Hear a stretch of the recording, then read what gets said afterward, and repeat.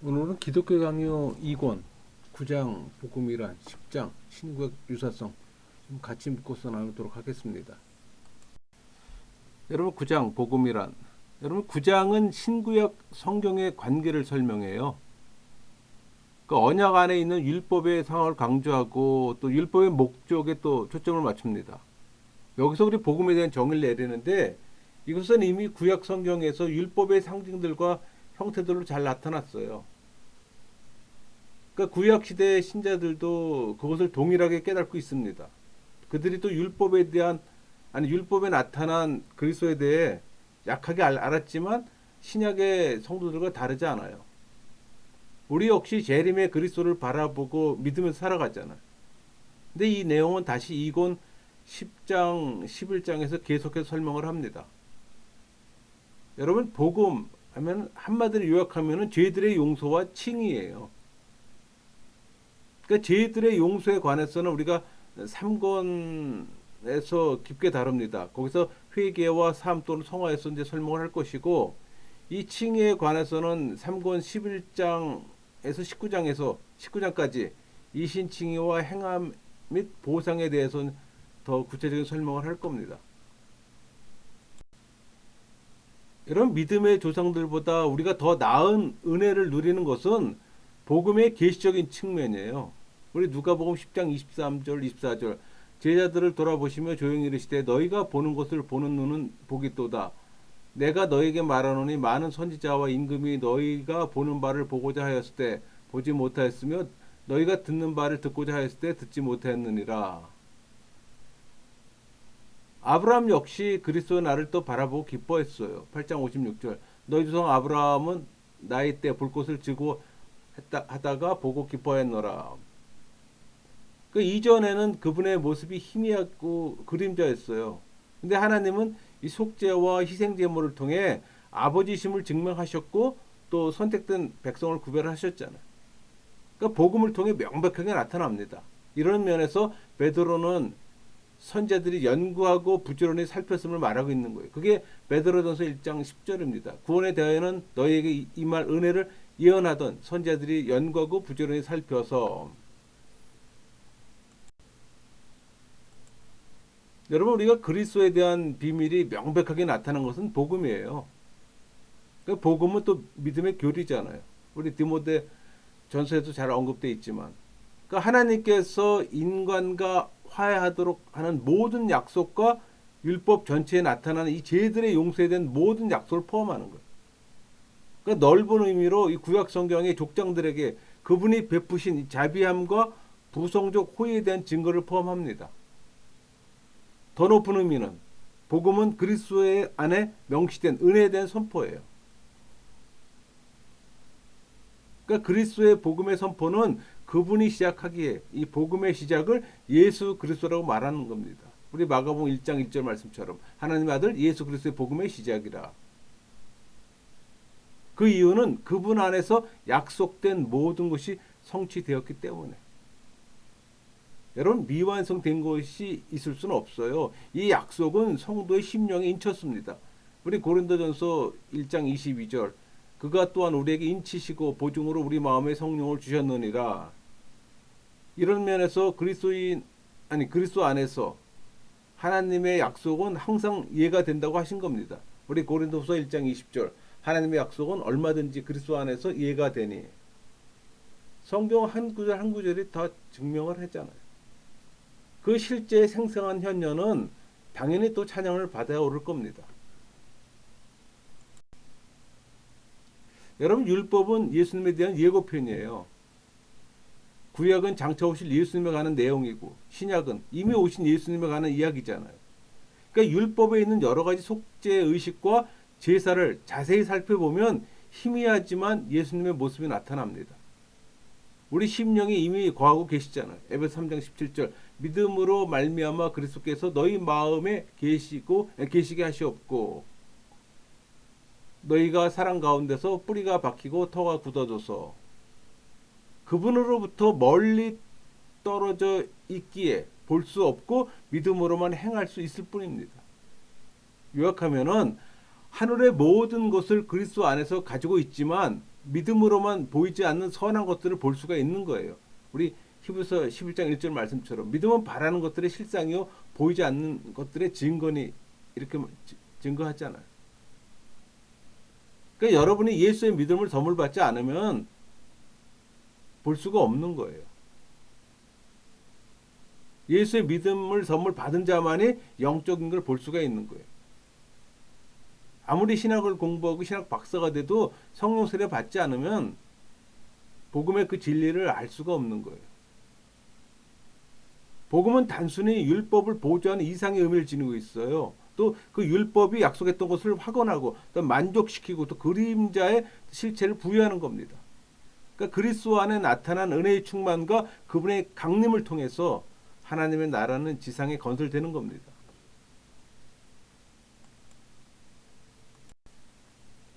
여러분 옛 언약 백성들은 그림자를 보고 신앙생활을 했다면 우리는 실체를 보고 살아요. 그러니까 우리는 옛 언약의 백성들보다 훨씬 더 크고 풍성한 은혜 가운데 살고 있는 겁니다. 그러니까 오늘날은 하나님의 뜻이 대낮처럼 밝게 드러난 때입니다. 이런 시대에 살면서도 하나님께 감사하지 않고 믿음이 없다면 옛 시대의 불공금보다 훨씬 더 가중으로 비참한 겁니다. 여러분 율법과 복음은 서로 반대될까요? 아니면 유기적 관계를 가지고 있을까요? 율법과 복음 안에는 동일한 예수님이 빛나고 있어요. 신약 성도들이 가진 믿음이나 구약 성도들이 가졌던 믿음은 서로 똑같습니다. 다만 그 질이나 성격에서 차이가 있을 뿐. 율법이 그 약속을 모형적으로 그림자처럼 보여주었다면 복음은 확실하게 손가락으로 가리켜 보여주는 겁니다. 여러분 율법과 복음은 서로 반대되는 점이 있어요. 하지만 그것을 너무 과장해서는 안 됩니다. 바울은 율법을 말할 때 하나님이 우리에게 요구하는 완벽한 의의 표준을 제시했어요. 하나님은 그 표준을 우리에게 요구하시고 또 그것을 채우지 못하는 사람에게 진노하시고 또 거기서 눈곱만큼이라도 빗나가는 사람들에겐 저주를 내리신다는 겁니다. 사람은 너무 나약하기 때문에 율법을 지킴으로써 율법의 약속을 받을 수 없다는 걸 말하는 거예요. 여러분 사도 바울이 그러니까 율법을 부정적으로 말하는 경우는 하나님의 은총을 강조할 때입니다. 그 사람은 오직 하나님의 은총으로만 용서받고 하나님의 자녀가 되잖아요. 이런 의미에서 율법과 복음을 대립시킨 바울의 강조는 정당합니다. 그러나 복음이 율법 전체를 폐지하는 것은 아니에요. 오히려 율법이 약속했던 모든 것을 복음이 확인하고 실현했어요. 그러니까 그림자들의 실체를 보여준 겁니다. 그러니까 칼빈은 구약과 그리스도의 관계를 말하잖아요. 칼빈은 복음이란 그리스도의 신비의 분명한 계시라고 정의합니다. 그러니까 구약에서 발견되는 은혜로운 속죄들은 복음의 한 부분으로서 신앙의 대상이에요. 그래서 칼빈이 이 복음 신앙을 공로주의와 율법주의에서 오는 위협과 공포와 대조시키는 거예요. 사도 요한은 율법과 복음 사이에 위치하면서 양쪽에 관계되는 중간 직책을 가졌어요. 그러니까 사도 요한은 그리스도를 하나님의 어린 양이라고 불렀고 그 어린 양이 세상 죄를 씻으려고 희생당하실 것을 말함으로 복음을 요약하는 겁니다. 그래서 신약과 구약은 그 자체 혹은 실체에 있어서 하나예요. 동일하나 또 경륜에 있어서 다양합니다. 그러니까 실체에 있어서 동일하다는 것은 신구약 공의 중보자의 은총에 의해서 하나님의 언약 백성이 영생의 복을 누리게 됨을 계시하기 때문에. 다만 구약의 조상들은 그리스도를 중보자로 믿되 아직 육체로 오신 그분을 직접 보지 못했잖아요. 그러나 그들도 중보자 없는 언약의 은총을 기대할 수는 없는 거예요. 여러분 행위율법과 복음 은총의 대립입니다. 그러나 복음이 율법을 폐지한 것은 아니에요. 오히려 율법이 약속했던 모든 것을 복음이 확인하고 실현시켜줬어요. 그러니까 그림자의 실체를 하나님이 보여준 것이라고 말할 수가 있는 거예요. 여러분 복음엔 두 요소가 있다고 그랬잖아요. 죄들의 용서. 그러니까 의롭다 여기심을 아는 거예요. 그게 칭이잖아. 또 하나님의 자비하심. 이건 비밀적 은혜입니다. 회개는 이신칭의를 이해할 수가 있어요. 그러니까 여러분이 회심하지 않으면 이신칭의를 아무리 설명해도 이해를 못하는 거예요. 그 근거는 죄들의 용서를 믿음으로 받아들임으로써 믿음의 결과잖아요. 그러니까 이신칭의라고 우리 얘기를 할 때 쉽게 좀 이해하는 법을 알려드릴게요. 여러분들이 예수의 믿음을 선물 받잖아요. 그러면 그 믿음 안에 예수 그리스도 의가 있어요. 그래서 믿음을 받으면 의롭다는 게 바로 그거예요. 그게 이신칭이잖아요. 그러니까 예수의 믿음을 선물 받지 않으면 이신칭이라는 단어 자체를 의미를 모르는 거예요. 믿음을 받으면 당연히 따라오는 게 예수 그리스도 의예요. 여러분 이 이신칭의 근거는 죄들의 용서를 믿음으로 받아들임으로써 믿음의 결과입니다. 이렇게 우리 9장을 마쳤는데 9장을 좀 요약해 보면은 그리스도의 은혜는 구약 성경에서 율법의 심장들과 형태들로 잘 나타나요. 그래서 이 구약 성경 시대의 신자들은 그분에 대한 동일한 그분의 이미지를 깨닫고 있는 거예요. 그러니까 그리스도에 대한 분명한 정도가 구약 성경이 약할 수 있으나 신약 성경과 다르지 않다는 걸 여러분은 기억해야 합니다. 우리 역시 재림의 그리스도를 바라보며 믿으면서 살아가잖아요. 10장 구약 성경과 신약 성경의 유사성. 여러분 10장의 내용은 언약에 초점을 맞춥니다. 이 언약이란 하나님의 자비함에 의존하는 것으로 하나님과 우리가 처음으로 연합하는 걸 의미하는 거예요. 창조부터 하나님께서 선택한 자는 현재 우리와 동일한 조건으로 또 동일한 교리하에 그분과 맺었음을 분명합니다. 이 언약의 유사성 혹은 이 동일성에 대해 중요한 논점이 있어요. 그 하나가 육적 번영과 행복이 당시 유대인의 궁극적 목적이 아니었다는 겁니다. 또 하나는 그들이 주님과 맺은 언약은 그들의 공로 때문이라기보다 오히려 그들을 부르신 하나님의 자비함에 유지되었다는 거예요. 또 그들 역시 그리스도를 중보자로 모셨고 알았고 또 그분을 통해 하나님께 결합되고 약속들에 참여하게 된 겁니다.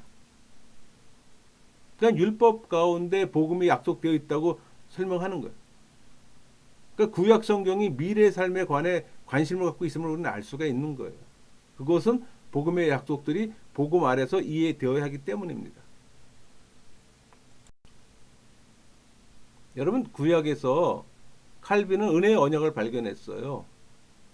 그러니까 구약의 백성이 하나님의 은혜와 믿음으로 구원받았다고 할 때 이것은 복음 설교의 중심 내용인 죄인들이 성령의 은혜와 믿음으로 구원받은 것과 동일해요. 그러니까 하나님의 사랑과 자비와 은혜는 그리스도 안에 집약되어 있습니다. 그러니까 신구약의 유사점은 어느 시대에 그 속했던 그 하나님의 백성은 영생의 소망을 가지고 그분의 자녀로서 사는 삶을 추구했어요. 그게 구약이건 신약이건. 그들이 누린 언약의 은총은 하나님의 자비로 오는 겁니다. 그들은 모든 그리스도를 중보자로 알았어요. 그분을 통해 하나님의 약속에도 참여한다고 믿었고. 그러니까 구약도 하나님이 주시는 은총에 기초를 둡니다. 그러니까 그리스도의 중재에 의해서 확립된 거예요. 복음은 아들을 통해 이루신 하나님의 사랑을 증언하는데 이 아버지의 사랑이 구약의 믿음의 조상들에게도 미리 역사했다는 겁니다.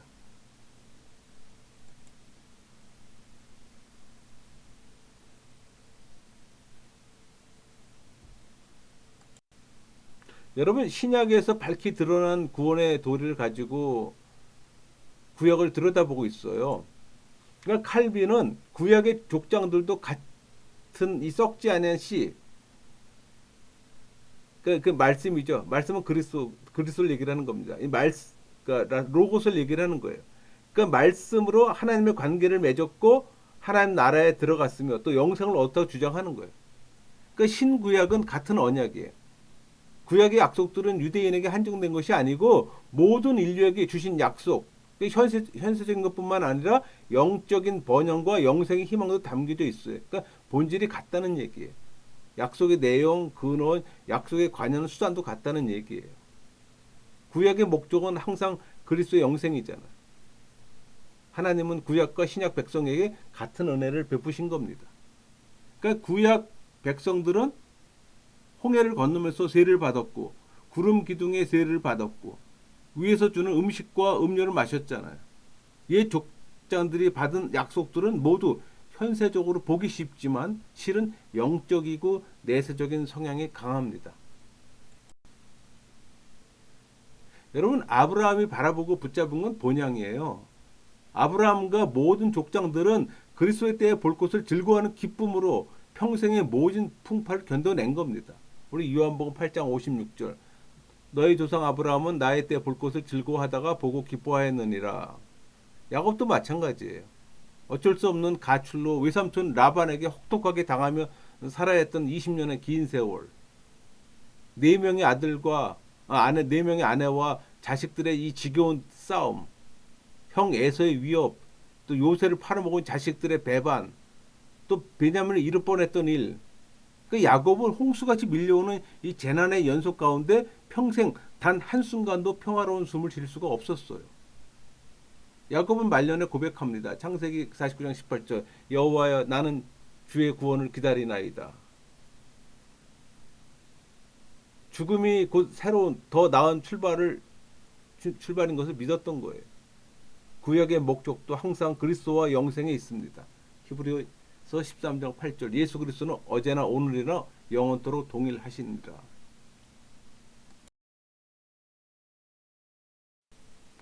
여러분, 야곱은 이 땅에서 자신을 나그네로 여겼잖아요. 그래서 좀 더 나은 본향을 삼어다 또 약속대로 하나님이 준비하신 영원한 상급을 받았습니다. 다윗도 이 땅에서 악인들이 잘 되고 의인들이 고난 받는 것 때문에 실족할 뻔했다가 여러 번 고백하잖아요. 하지만 그는 깨달았어요. 하나님이 자기 백성에게 약속하신 것들은 이 땅에서 거의 실현된 것이 없다는 것을. 신앙인들은 하늘에 예비된 은혜를 바라봐야 합니다. 이 땅 것을 바라보면 안 되는 거예요, 여러분. 이 땅 걸 바라보면 그 신앙인이라고 얘기할 수 없는 겁니다. 종교인이에요. 비록 지금은 그것을 눈으로 확실히 볼 수는 없지만 믿음으로 이해하며 만족하는 겁니다. 그래서 죽음이 새로운 더 나은 출발임을 믿는 거예요.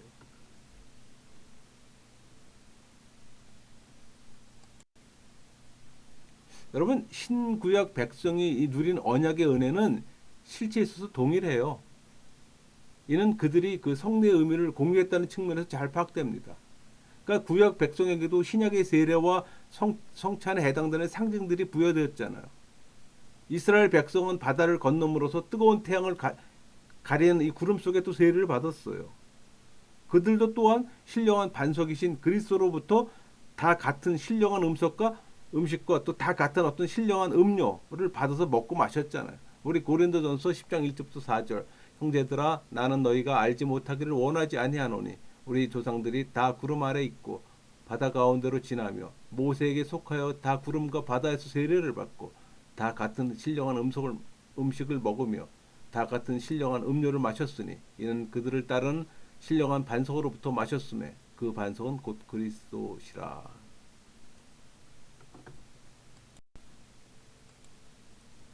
여러분, 주님께서 만나를 주심은 단지 그들의 배를 불리려고 하신 게 아니라 그들에게 신령한 은혜를 끼치기 위함이에요. 주님의 살을 먹지 않으면 어떤 육적인 만나로도 영생에 이룰 수 없잖아요. 우리 요한복음 6장 54절. 내 살을 먹고 내 피를 마시는 자는 영생을 가졌고 마지막 날에 내가 그를 다시 살리리니.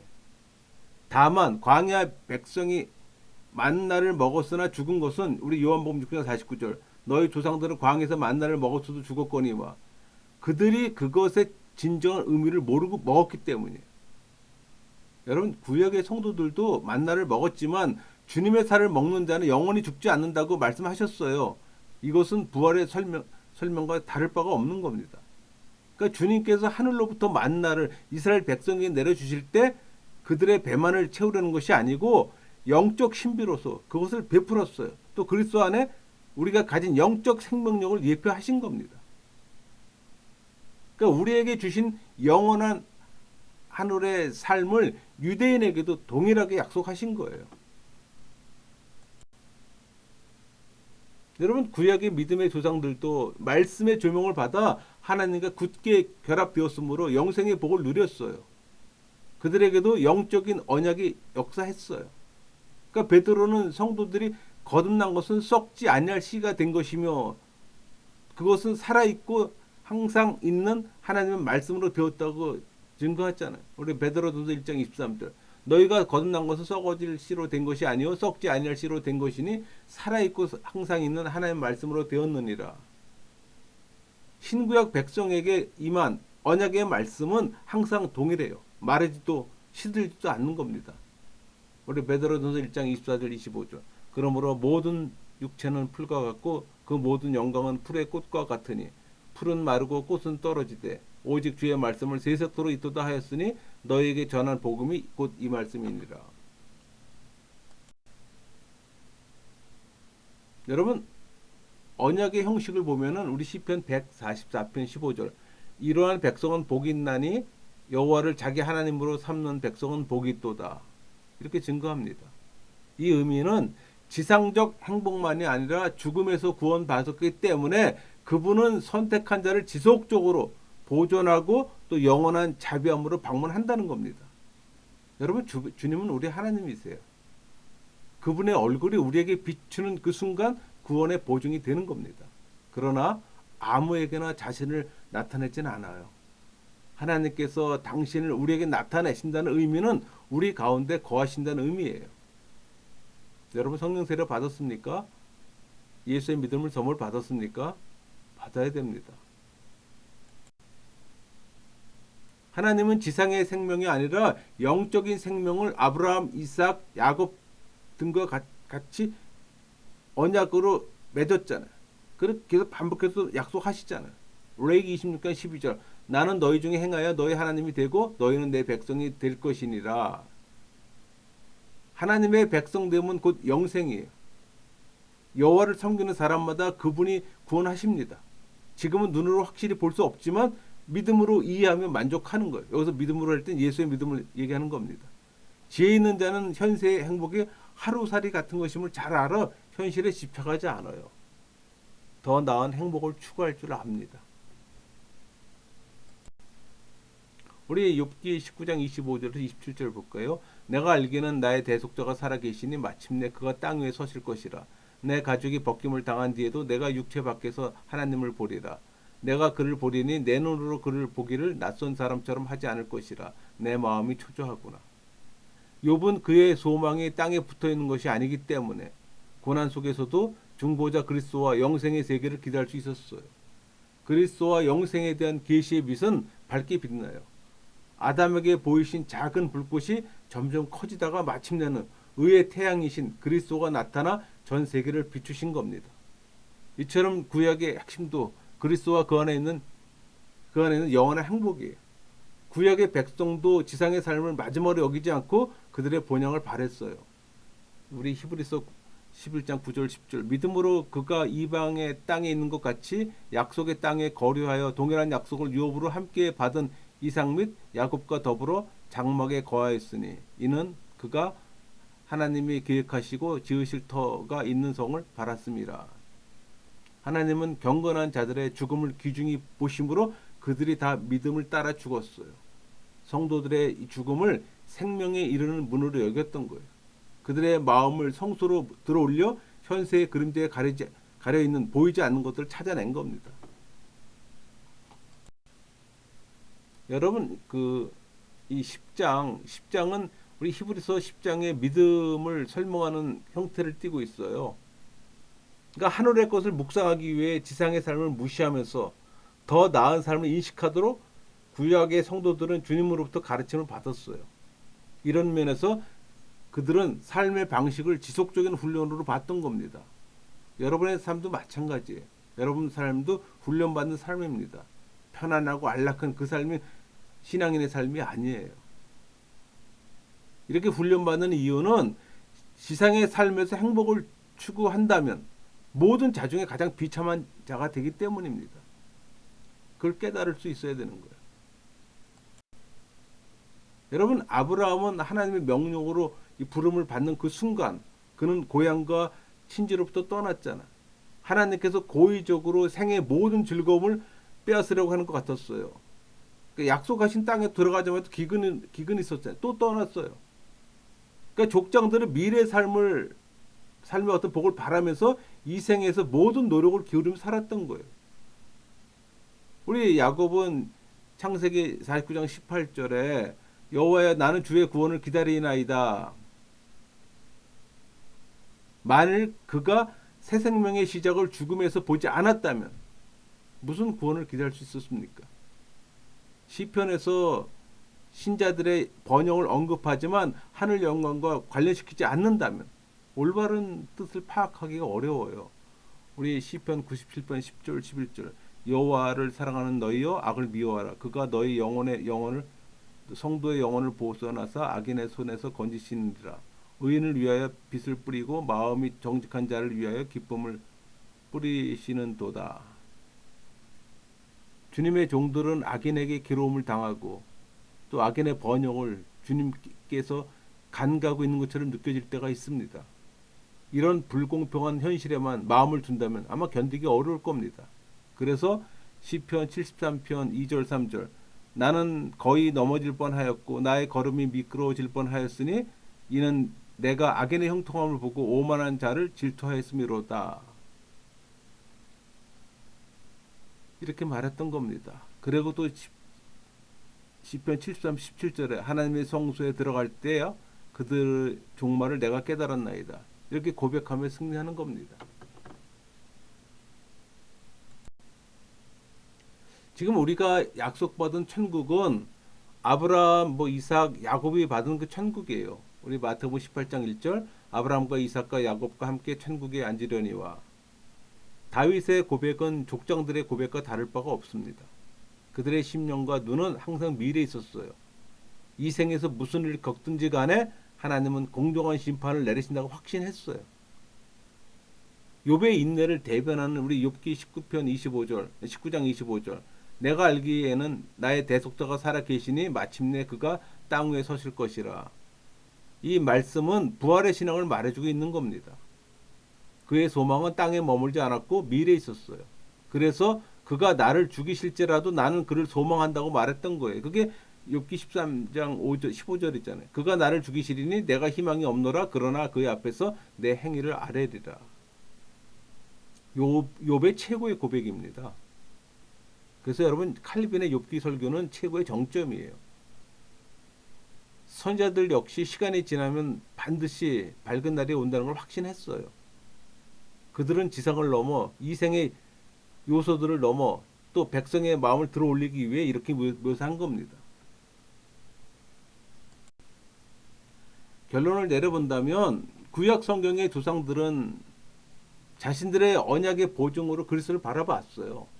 또 미래 복에 대한 모든 신뢰를 그분 안에 두었고 여기서 우리는 사탄도 넘보지 못하는 분명한 원리를 가져야 합니다. 주님께서 이스라엘 백성과 맺으신 언약은 지상의 것에 제한되지 않아 영적 삶과 영생에 대한 약속을 포함하고 있다는 겁니다. 구약의 백성도 그리스도를 언약의 보증으로 여겼고 미래 복이 전적으로 그분께 있었음을 믿었어요. 역사 속에서 부여신 언약이 단지 지상의 복에 머물지 않고 영원한 영적 생명에 대한 약속입니다.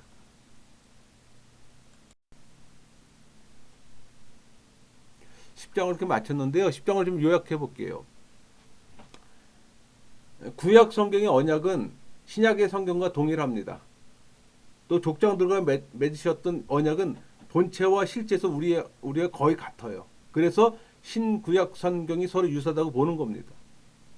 또 구약 성경의 복들은 지상적이지 않고 천상적인 거예요. 그러니까 미래적이라는 점에서 매우 큰 유사성을 갖고 있다는 얘기예요. 그러니까 구약의 성도들은 초림의 구세주를 현재의 고통과 그 어려움을 견뎌냈던 겁니다. 신약을 비롯한 현재의 성도들도 재림의 구세주를 바라보면서 그 역경들을 이기며 긍정적으로 살아갔잖아요. 자칫하면 오해해서 자기 합리화가 발생할 수 있기 때문에 말씀으로 조명받고 해석되어야 올바른 긍정적 모습을 갖춰 나가는 겁니다. 마치겠습니다.